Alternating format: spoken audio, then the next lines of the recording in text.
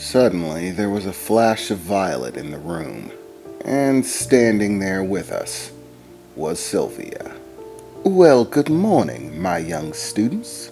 I'm glad to see we're all promptly gathered for our first round of study. And I assure you, this will be a difficult task.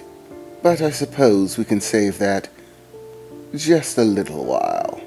I was contacted by Reginald yesterday, who seemed to have some interesting information. As such, I know it's probably burning in all of your minds. So we might as well begin things by discussing this matter. Otherwise, it will most likely distract from our practices. And once it gets started, I'm afraid talking isn't going to be an option. So I don't want it getting in the way. Now, Reginald, Sylvia said, looking towards me sitting at the table. I believe you had some information to share with the group. Yes, I said, still trying to shake off the ideas and thoughts of what Alice's ordeal would be, and what this Maiden of the Shattered Heart bit means for me. I'm definitely going to have to ask Sylvia about this, I thought to myself. But first things first. Okay, Sylvia, I said, standing from my chair, turning the page to the Book of the Dealer and holding it out for everyone to see. I discovered that the event in which the werewolf attacked us was included within the Book of the Dealer, listed as an event known as the Hunter's Stray Shot, in which an attempt to assassinate someone else ends up getting the dealer caught in the crossfire. It was from this that I was able to deduce Eliza's pattern. The alignment that was in effect that day was verified by Sylvia, so there's no question about it. The unfortunate part is that the Book of the Dealer doesn't actually include that much information on the assassin, only who they were after. In this case, I said, holding the book aloft, the universal pattern in question is the Warlord Princess. The description in the dealer's book defines the Warlord Princess as being born into a family which primarily serves as dealers of war itself. Does that sound like anybody we know? I said, with a sly smirk. It's Eliza. It has to be. All the information fits. So, the werewolf was after Eliza on that day. And me and Alice and the carriage driver, unfortunately, were just collateral damage. People that they were willing to kill in order to keep Eliza's assassination a secret. But the Book of the Dealer doesn't contain any other information about it. So, I was hoping that Sylvia might have access to the Book of the Warlord's Daughter, or the Warlord's Princess, in which we'd be able to find some more information, something more specific that would help us put a finger on who this werewolf is. Ah, I see. And your thinking is apt. I do have access to all the universal pattern books. I've been collecting them for some time. They can be quite valuable, especially when dealing with experienced casters. The elements in one's universal pattern can be a powerful bit of knowledge, and aid greatly in producing magical enhancement products that fit them, Sylvia said, beckoning her hand once more. And once again, a book began to emerge from thin air.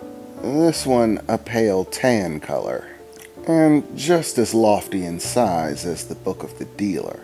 And I believe this should go to you, Miss Eliza, Sylvia said, handing the book forward, holding it out for Eliza to pick up. Eliza ran forward happily, grabbing the book from Sylvia's hand. Whoa, this is so awesome. I can't wait to find out all the goody little secrets in my destiny. But I suppose this werewolf stuff should probably come first. Oh, Sylvia, I said, interrupting for a moment. I was also able to possibly zero in on Alice's pattern.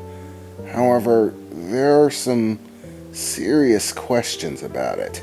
Quite frankly, it raises more questions than I'd like to consider. For example, I'm not even sure how we discern whether or not it's actually Alice's pattern. She seems convinced, but I'm not certain, and it also raises a great number of other questions that sort of make me confused. And I was hoping that perhaps you'd have the book for that one as well, and maybe an explanation to settle my mind, I said, scratching the top of my head, slightly nervous for what Sylvia might say. Well, you have been a busy bee, haven't you? Well, discerning if this is in fact her universal pattern should be quite simple. Tell me what it is, and I'll check the details, Sylvia replied. Okay, I said. The pattern in question is the Maiden of the Shattered Heart. As I said the words, Sylvia grew a somewhat surprised expression. Well, that is interesting, in a great number of ways. I'm very sorry, Reginald, Sylvia said, beginning to cross her arms. It appears you can't escape trouble in any lifetime, she said. What do you mean? I asked, a little bit wary about the way she said that. Well, if it is in fact true that Alice here is the Maiden of the Shattered Heart, then it can only really mean one thing, that your previous life was somewhat tragic.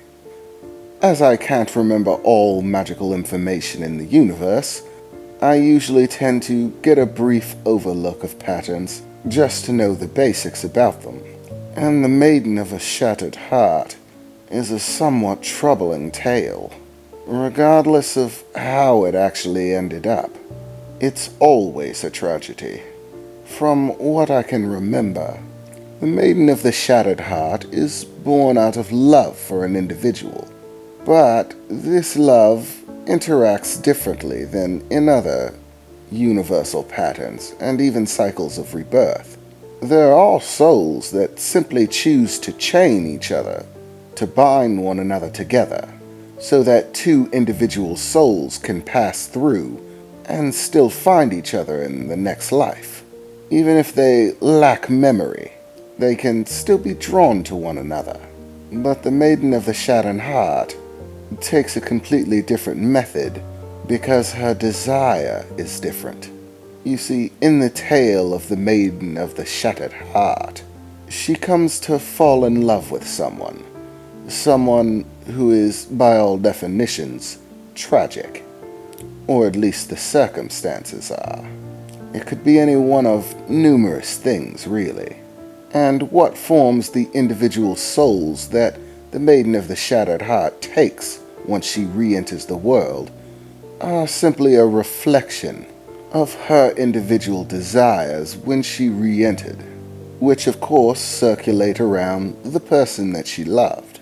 I believe the base example was to imagine a man who lived a life of loneliness, someone who, despite all fairness in the universe, seemed to get the short end of the stick in basically everything.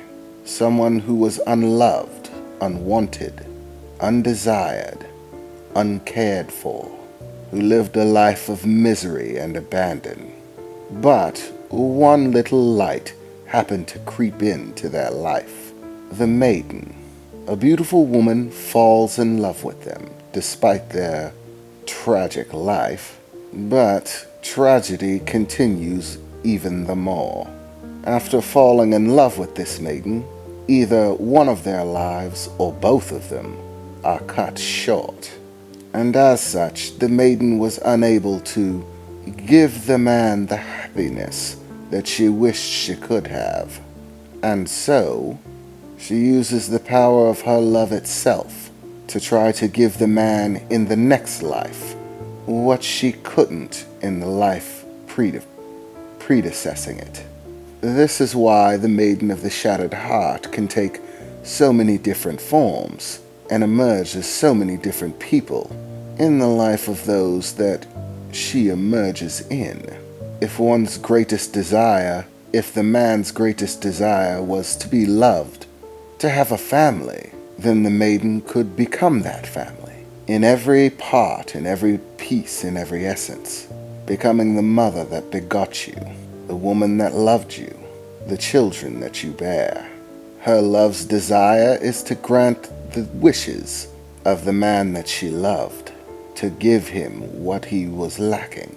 In that case, the love of a family.